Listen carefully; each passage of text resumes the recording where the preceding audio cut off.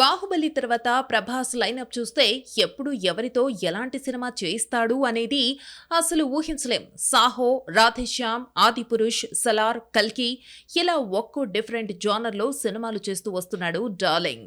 జయాపజయాలు పక్కన పెడితే ఈ సినిమాల దర్శకులంతా 1-2 సినిమాలు చేసిన వారే. ప్రస్తుతం మారుతి దర్శకత్వంలో రాజాసాబ్, హను రాఘవపూడితో ఫౌజీ చేస్తుండగా స్పిరిట్, సలార్ 2, కల్కి 2 లైన్లో ఉన్నాయి.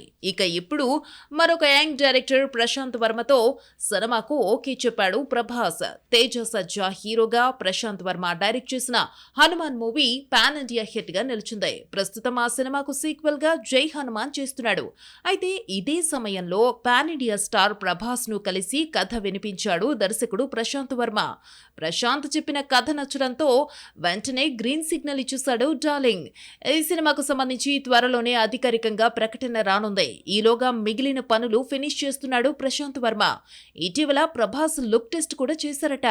అలాగే ఈ సినిమా అనౌన్స్మెంట్ వీడియో రెడీ చేసేందుకు హనుమాన్ స్టూడియోలో 3 days షూట్ చేశారట. అందులో 2 days ప్రభాస్ పై షూట్ చేశారట. పోస్టర్ కి కావలసిన ఫోటో షూట్, వీడియో షూట్ కూడా చేసేసినట్టుగా సమాచారం. ఇందుకు సంబంధించిన పోస్ట్ ప్రొడక్షన్ వర్క్ ఫినిష్ చేసి ఉగాది కానుకగా బిగ్ సర్ప్రైజ్ ఇచ్చేలా వీడియో రిలీజ్ చేసే ఛాన్స్ ఉందంటున్నారు.